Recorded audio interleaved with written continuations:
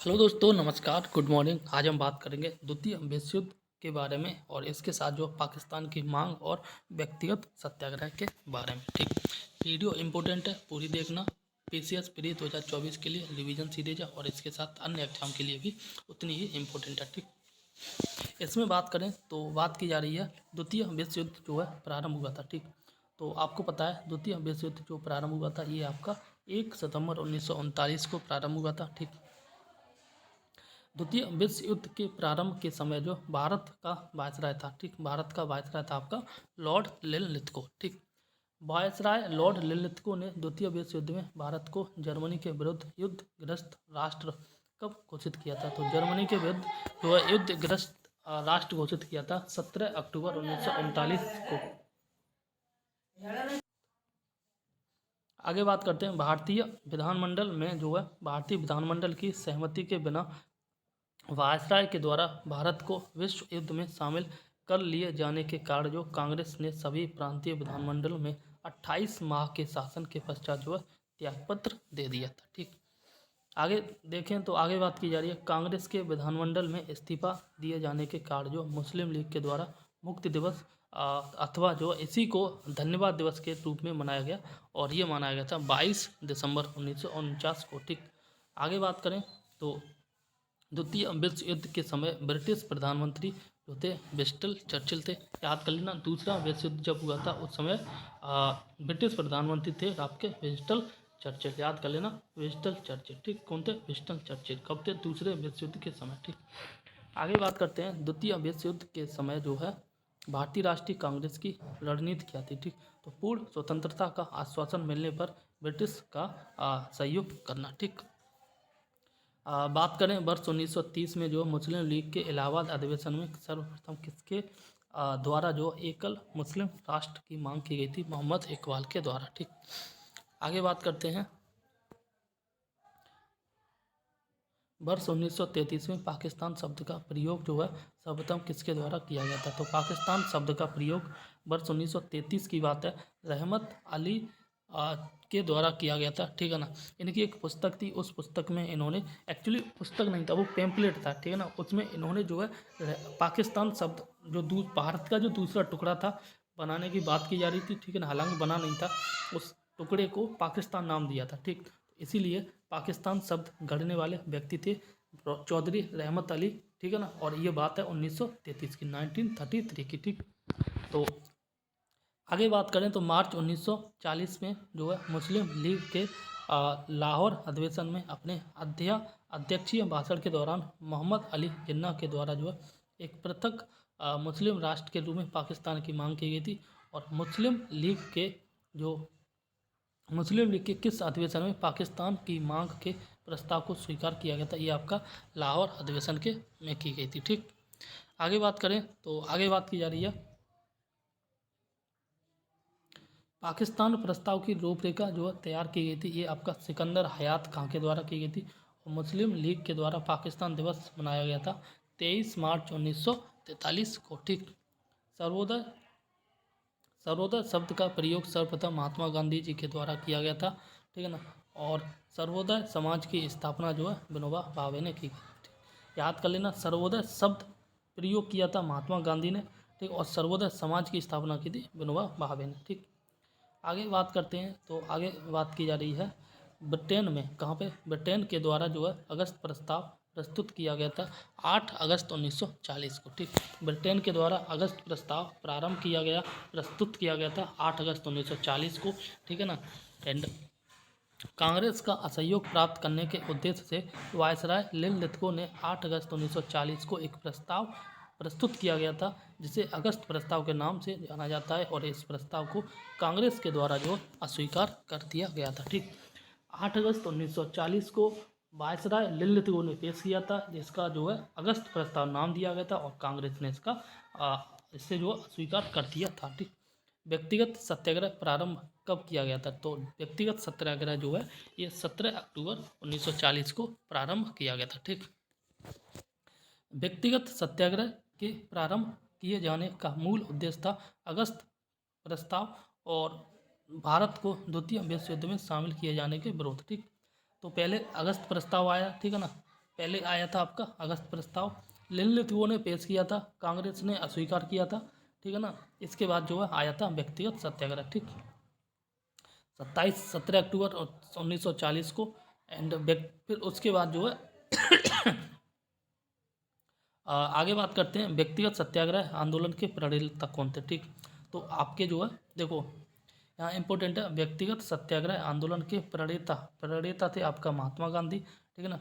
व्यक्तिगत सत्याग्रह में प्रथम सत्याग्रह थी आपके विनोबा भावे, दूसरे सत्याग्रही थे जवाहरलाल नेहरू, और तीसरे सत्याग्रह थे आपके जो है इनका नाम था ब्रह्मदत्त, ठीक। आगे देखते हैं डिटेल में, ठीक। महात्मा गांधी द्वारा व्यक्तिगत सत्याग्रह आंदोलन के लिए प्रथम सत्याग्रही थे आपके आचार्य विनोबा भावे। महात्मा गांधी जी द्वारा व्यक्तिगत सत्याग्रह आंदोलन के लिए द्वितीय सत्याग्रही थे आपके जवाहरलाल नेहरू, ठीक। वही बात करें तीसरे सत्याग्रह यहाँ पे लिखा नहीं है लेकिन थे ब्रह्मदत्त, ठीक। और यहाँ देखते हैं नेहरू एक राष्ट्रभक्त हैं जबकि जिन्ना एक राजनीतिक है, ठीक। नेहरू राष्ट्रभक्त हैं, जिन्ना एक राजनीतिक है, यह कथन कहा था मोहम्मद इकबाल का, ठीक। मोहम्मद इकबाल ने कहा था नेहरू राष्ट्रभक्त हैं जबकि जिन्ना एक राजनीतिक है, ठीक। किसने कहा था? मोहम्मद इकबाल ने, ठीक। महत्वपूर्ण घटनाक्रम एवं उनसे संबंधित गवर्नर जनरल, घटनाक्रम और गवर्नर जनरल। बात करें साइमन कमीशन की, तो साइमन कमीशन के समय जो गवर्नर जनरल थे लॉर्ड इरविन, ठीक। सांप्रदायिक पंचायत की बात करें लॉर्ड वेलिंगटन, और अगस्त प्रस्ताव की बात करें तो ये थे आपके लिनलिथगो, ठीक। बात करें आगे क्रिप्स मिशन की, तो ये थे लॉर्ड लिनलिथगो, और वेवेल योजना ये थे लॉर्ड वेवेल, और कैबिनेट मिशन के समय थे आपके लॉर्ड वेवेल, और माउंटबेटन योजना इसके समय थे लॉर्ड माउंटबेटन, और बाल्कन प्लान के समय थे आपके माउंटबेटन, ठीक है। और माउंटबेटन जो है अंतिम गवर्नर जनरल थे या स्वतंत्र भारत के प्रथम गवर्नर जनरल थे, ठीक। याद कर लेना। सर्वोदय शब्द का प्रयोग जो है सर्वप्रथम महात्मा गांधी के द्वारा किया गया था, और सर्वोदय समाज की स्थापना आचार्य विनोबा भावे ने की थी, ठीक। तो आगे बात करते हैं क्रिप्स मिशन के बारे में एवं भारत छोड़ो आंदोलन के बारे में, ठीक। तो आइए देखते हैं। भारत में सुशासन स्थापित करने के उद्देश्य से ब्रिटेन के द्वारा जो है ब्रिटिश क्रिप्स मिशन की घोषणा की गई थी मार्च 1942 में, ठीक।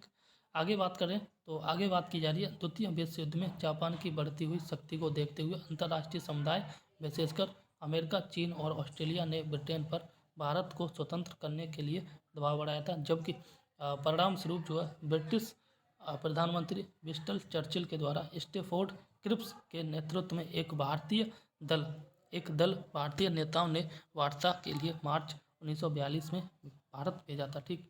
आगे बात करें तो आगे बात की जा रही है क्रिप्स मिशन के प्रमुख प्रावधान के बारे में।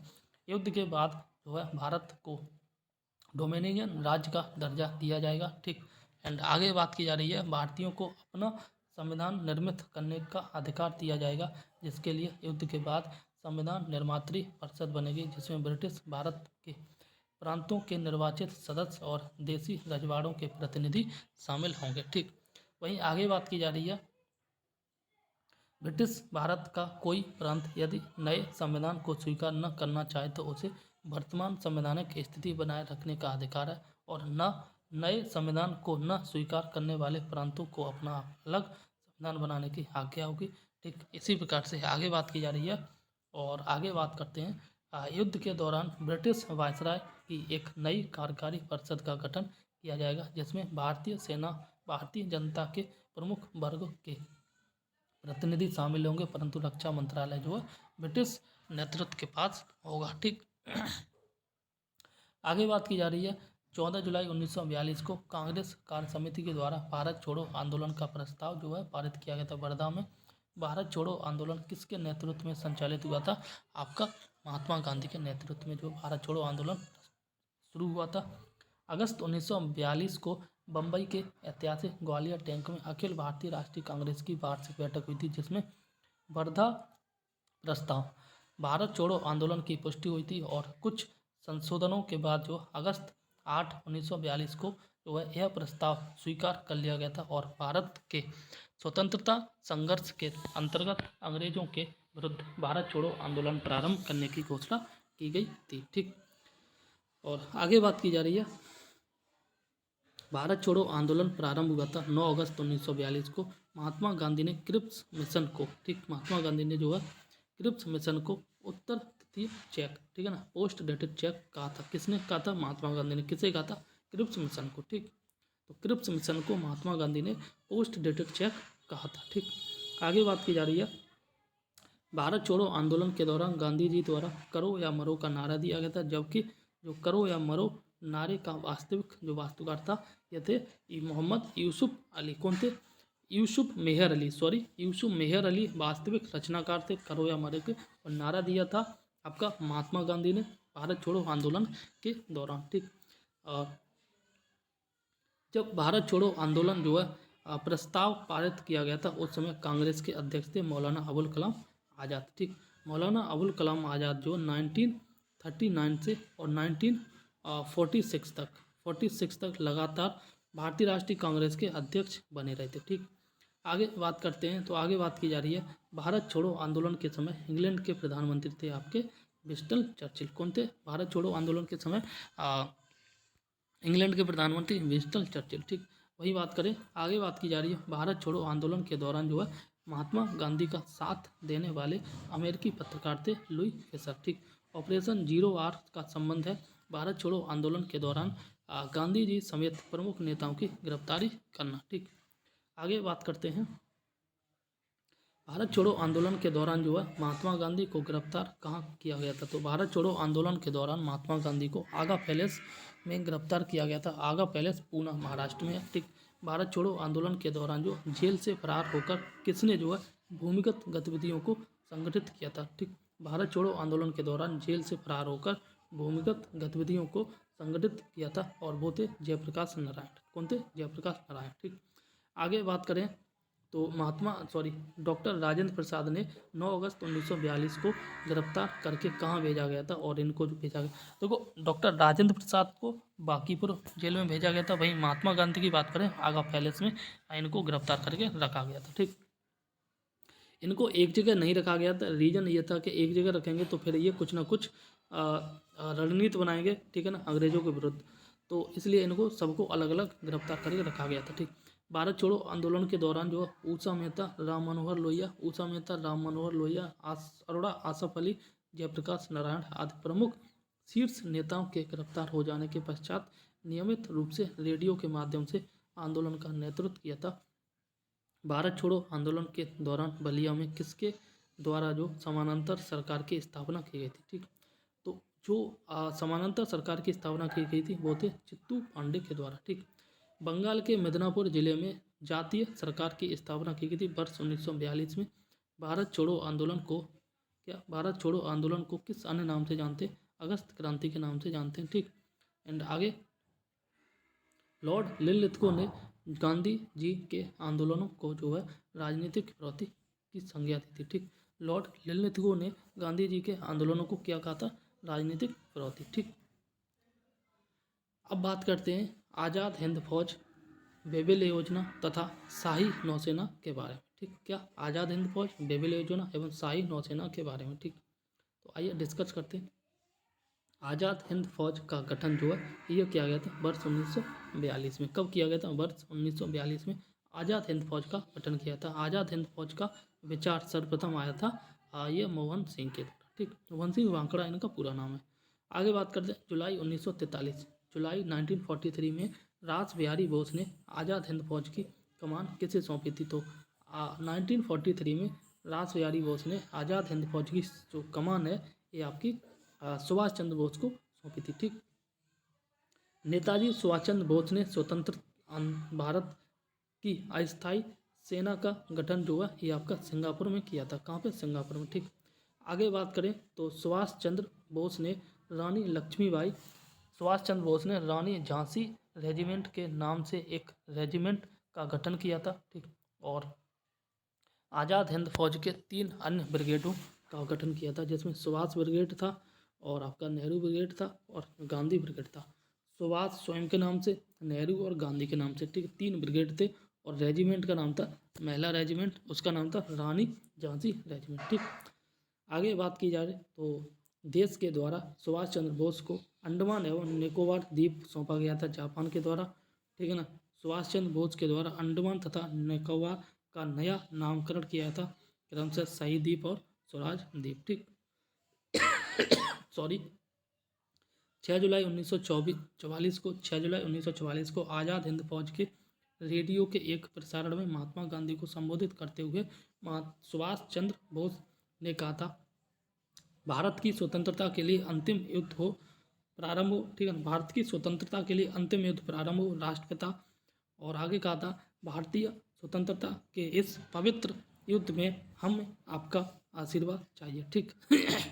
आगे बात करते हैं, भारतीय स्वतंत्रता संघर्ष के दौरान जो है किसने द फ्री इंडियन लीजन नामक सेना बनाई थी, और ये थे आपके सुभाष चंद्र बोस, ठीक है ना। दिल्ली चलो, जय हिंद, तुम मुझे खून दो और मैं तुम्हें आज़ादी दूंगा, ये नारे जो है सुभाष चंद्र बोस से संबंधित है, ठीक। वहीं आगे बात करें तो आगे बात की जा रही है, सुभाष चंद्र बोस को देश नायक की उपाधि दी थी आपकी रविन्द्रनाथ टैगोर ने। और सॉरी महात्मा गांधी जी को सुभाष चंद्र बोस को महात्मा गांधी जो है सुभाष चंद्र बोस को देशभक्तों का देशभक्त की उपाधि दी गई थी, ठीक है ना। महात्मा गांधी जी के द्वारा सुभाष चंद्र बोस को कहा था देशभक्तों का देशभक्त। महात्मा गांधी ने सुभाष चंद्र बोस को कहा था, याद कर लेना, महात्मा गांधी ने सुभाष चंद्र बोस को कहा था देशभक्तों का देशभक्त, ठीक। वर्ष 1945 सरकार के प्रति निष्ठा न रखने के आरोप में किसके ऊपर जो है लाल किला मुकदमा चलाया था, ये आपका आज़ाद हिंद फौज के ऊपर मुकदमा चलाया गया था अंग्रेजों के द्वारा। जनता सरकार यानी कि जो ब्रिटिश सरकार था इसके प्रति निष्ठा न रखना, ठीक। तो आगे बात की जा रही है, 26 जनवरी 1950 को भारत का संविधान लागू हुआ था और इसी के समय भारत एक गणतंत्र राष्ट्र बन गया था, ठीक। सॉरी आगे बात की जा रही है, ब्रिटिश सरकार ने आज़ाद हिंद फौज के सैनिकों एवं अधिकारियों को गिरफ्तार करके 1945 नवंबर 1945 में दिल्ली के लाल किले में उन पर मुकदमा चलाया था। इनमें 3 अभियुक्तों जिसमें प्रेम सहगल थे और गुरुबख्श थे और सिंह ढिल्लो एवं शहनवाज, ठीक है ना। प्रेम सहगल, गुरुबख्श, सिंह ढिल्लो और शहनवाज खान, ठीक है ना, को फांसी की सजा दी गई थी और राशिद अली को 7 वर्ष का कारावास का दंड निर्धारित किया गया था, परंतु बाद में जनता के भारी विरोध के कारण उन्हें दोषमुक्त कर दिया गया था, ठीक।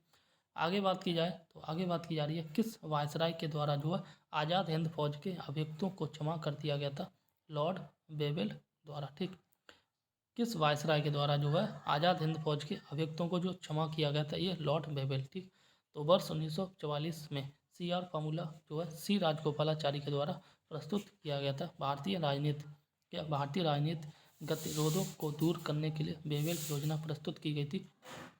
14 जून 1945 को बेवेल योजना पर विचार करने के लिए आयोजित शिमला सम्मेलन में कांग्रेस की ओर से किसने प्रतिनिधित्व किया था, मौलाना अबुल कलाम आज़ाद ने, ठीक। वही बात करें, भारतीय राष्ट्रीय कांग्रेस का लगातार 6 वर्षों तक अध्यक्ष रहने वाले व्यक्ति कौन थे, ये आपके मौलाना अबुल कलाम आज़ाद थे।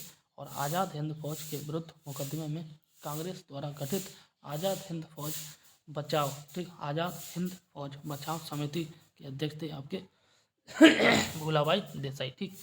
आगे बात करें तो आगे बात की जा रही है, आज़ाद हिंद फौज का मनाया गया, ठीक।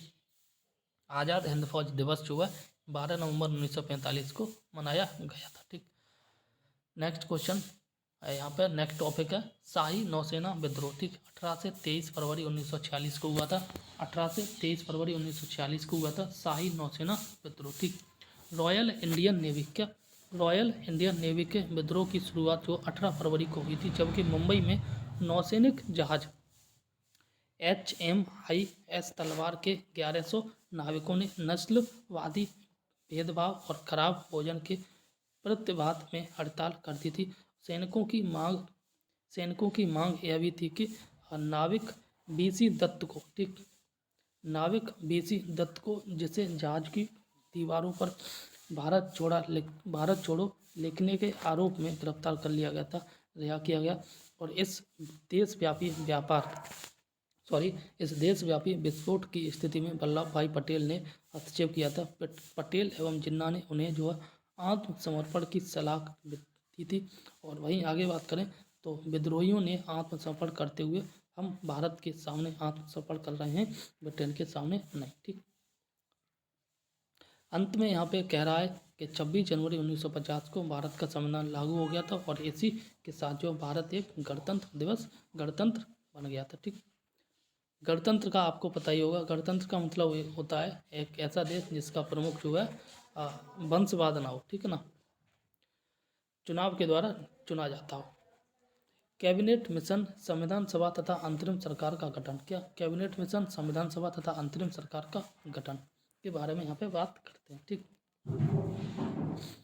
तो यहाँ पे अगर बात करें इसके बारे में तो यहाँ देख सकते हैं ब्रिटिश प्रधानमंत्री हेटली, क्या ब्रिटिश प्रधानमंत्री हेटली लेबर पार्टी के द्वारा बने थे और द्वारा भारतीय नेताओं से बातचीत के लिए जो संसद का संसदीय दल का गठन किया था, कैबिनेट मिशन, ठीक।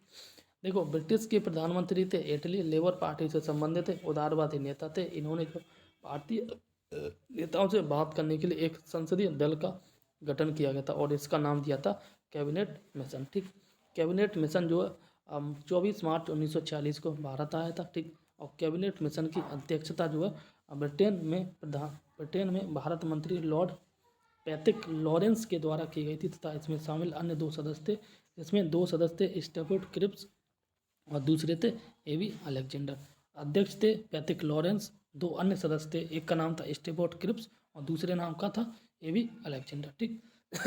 कैबिनेट मिशन से संबंधित है। कैबिनेट मिशन का उद्देश्य क्या था?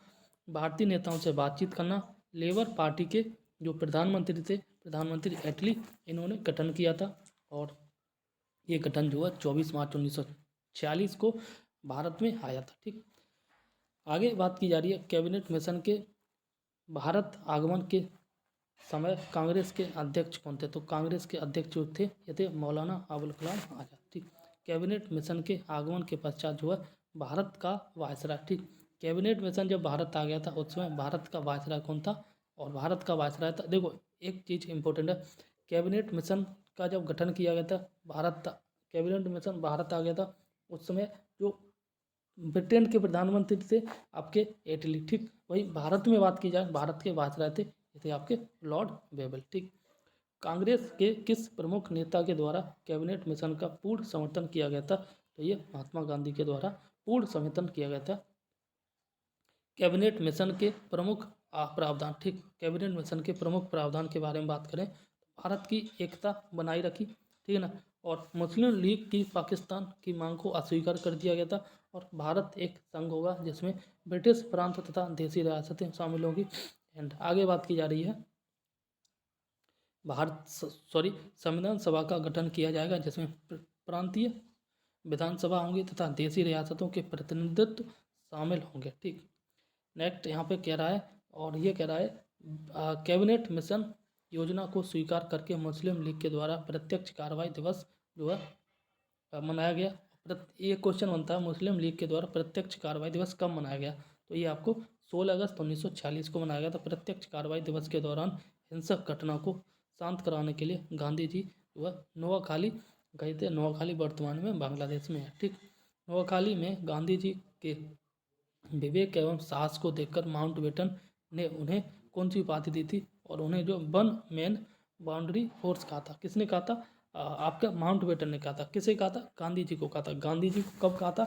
जब नोआखाली में हिंसापूर्वक घटना घटी थी, ठीक। और हिंसापूर्वक जो घटना घटी नोआखाली बांग्लादेश में, इसका रीजन था मुस्लिम लीग के द्वारा जो है प्रत्यक्ष कार्रवाई दिवस मनाया गया था। अब क्वेश्चन आता है कि प्रत्यक्ष कार्रवाई दिवस कब मनाया गया था? तो 16 अगस्त 1946 को मनाया गया था, ठीक। आगे बात करते हैं, आगे बात की जा रही है और ये कहते हैं कि वर्ष 1922 में कांग्रेस अधिवेशन में किसके द्वारा यह विचार प्रस्तुत किया गया था कि भारतीय संविधान भारतीयों की इच्छा के अनुसार ही है?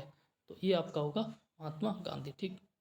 नेक्स्ट कह रहा है संविधान सभा के गठन का प्रावधान जो है, संविधान सभा के गठन का प्रावधान किस मिशन के अंतर्गत किया गया था? तो ये आपका कैबिनेट मिशन के अंतर्गत किया गया था, ठीक। अशफाक उल्लाह खां, क्या अशफाक उल्लाह खां पहले मुस्लिम क्रांतिकारी थे जिन्होंने जो है स्वतंत्रता संघर्ष के दौरान फांसी दी गई थी, ठीक। तो अशफाक उल्लाह खां कौन थे? ये क्वेश्चन पहले भी पढ़ा है। अशफाक उल्लाह पहले मुस्लिम क्रांतिकारी थे जिन्हें जो है स्वतंत्रता संग्राम के दौरान प्रथम बार मतलब स्वतंत्रता संग्राम के दौरान प्रथम बार जो फांसी दी गई थी, यानी कि प्रथम व्यक्ति थे, प्रथम मुसलमान थे, प्रथम रिकॉर्डेड मुसलमान थे जिन्हें स्वतंत्रता संग्राम के दौरान फांसी दी गई थी, ठीक। आगे बात करते हैं कैबिनेट मिशन योजना के अनुसार जुलाई 1946 में वह संविधान सभा के चुनाव हुए थे, ठीक, जिसमें जो है प्रांतों के लिए 296 सदस्य चुने गए थे। और वहीं बात करें कांग्रेस के, ठीक है ना, इसमें जो कांग्रेस के 208 सदस्य थे, मुस्लिम लीग के 73 सदस्य और वहीं 15 अन्य दलों से स्वतंत्र उम्मीदवार थे, यानी कह सकते हैं निर्दलीय थे, ठीक। संविधान सभा का पहला सत्र जो है आयोजित किया गया था 9 दिसंबर 1940 को। इम्पोर्टेंट है, याद कर लेना, 9 दिसंबर 1940 को संविधान सभा का अस्थायी सदस्य चुना गया था और ये चुना गया था डॉक्टर सच्चिदानंद सिन्हा को, ठीक। वही बात करें 11 दिसंबर 1946 को संविधान सभा की जो दूसरी बैठक किसके द्वारा, दूसरी बैठक के स्थायी अध्यक्ष थे आपके डॉक्टर राजेंद्र प्रसाद, ठीक। वही बात करें वायसराय वेवेल के द्वारा जो है अंतरिम सरकार बनाने का निमंत्रण दिया गया था जवाहरलाल नेहरू को, ठीक। एंड आगे जवाहरलाल नेहरू के नेतृत्व में अंतरिम सरकार का गठन जो किया गया था 2 सितंबर 1946 को। लियाकत अली सहित मुस्लिम लीग के 5 सदस्य कब जो अंतरिम सरकार में शामिल हुआ था 26 अक्टूबर 1946 को। लियाकत अली और और अन्य 5 सदस्य थे, मुस्लिम 5 सदस्य जिन अंतरिम सरकार में शामिल हुए थे 26 अक्टूबर 1946 को, ठीक।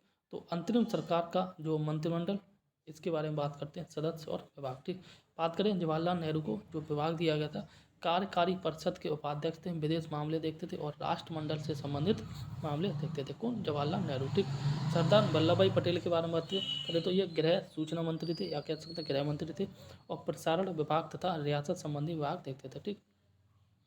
बलदेव सिंह रक्षा मंत्री थे, ये इंपॉर्टेंट है, याद कर लेना, आ जाता है क्वेश्चन। जॉन मथाई ये आपके प्रथम उद्योग एवं आपूर्ति विभाग से संबंधित थे। सी राजगोपालाचारी शिक्षा मंत्री थे और सी एच भाभा ये कार्य खान तथा बंदरगाह मंत्री थे। डॉक्टर राजेंद्र प्रसाद कृषि मंत्री थे, ठीक। आसफ अली आपके जो है अरोड़ा आसफ अली ये महिला थी, याद रख लेना, अरोड़ा आसफ अली जो है ये रेल मंत्री थे। और जगजीवन राम श्रम मंत्री थे और लियाकत अली खान जो आपके वित्त विभाग से या वित्त मंत्री थे, ठीक।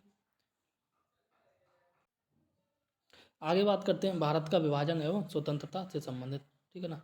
तो यहाँ देखते हैं 20 फरवरी 1947 को, कब? 20 फरवरी 1947 को ब्रिटिश प्रधानमंत्री के द्वारा जून 1948 में पहले भारत छोड़ने की घोषणा की गई थी और ये की गई थी क्लीमेंट एटली के द्वारा, ठीक। आगे बात करते हैं क्लीमेंट एटली ने लॉर्ड वेवेल के स्थान पर किसे वायसराय नियुक्त किया था? ये आपका माउंटबेटन थे, ठीक।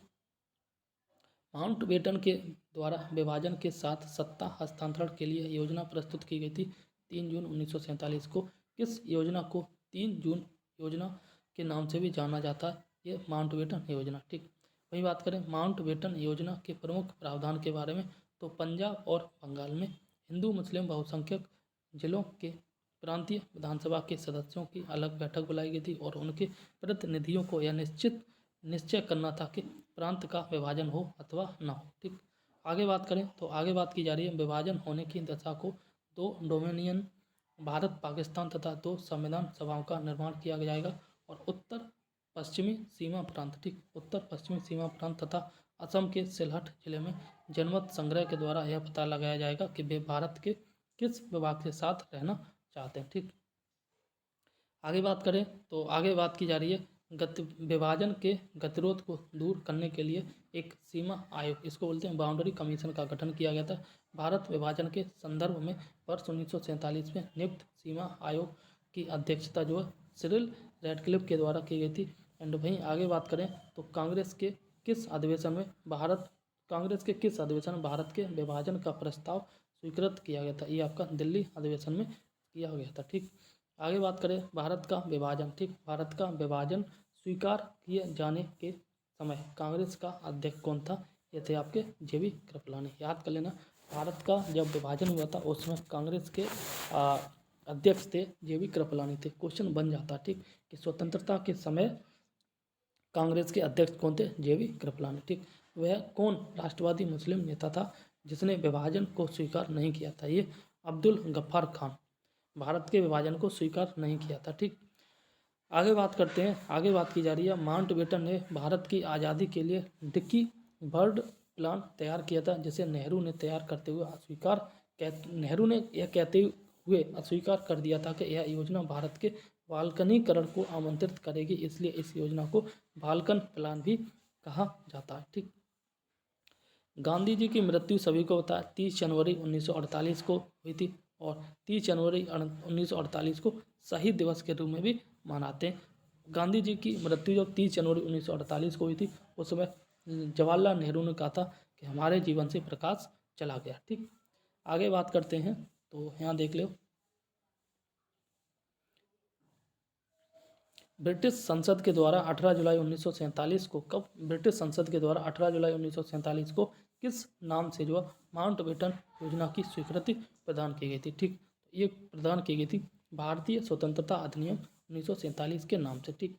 आगे बात करते हैं, भारतीय स्वतंत्रता अधिनियम 1947 का प्रमुख प्रावधान था 15 अगस्त 1947 को भारत को, ठीक, 15 अगस्त 1947 से भारत को भारत और पाकिस्तान नामक दो भागों में बांट दिया जाएगा।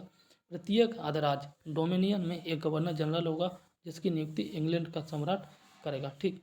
आगे बात की जा रही है, नए संविधान का निर्माण होने तक दोनों राज्यों का प्रशासन भारत शासन अधिनियम 1935 के अनुसार चलाया जाएगा। और आगे बात की जा रही है, देखो यहाँ पर क्या कह रहा है, नया संविधान जो बनेगा, मतलब दोनों देश नया संविधान बनाएंगे, तब तक जो दोनों राज्यों का जो प्रशासन है वह भारत शासन अधिनियम 1935 के अकॉर्डिंग चलेगा। ठीक।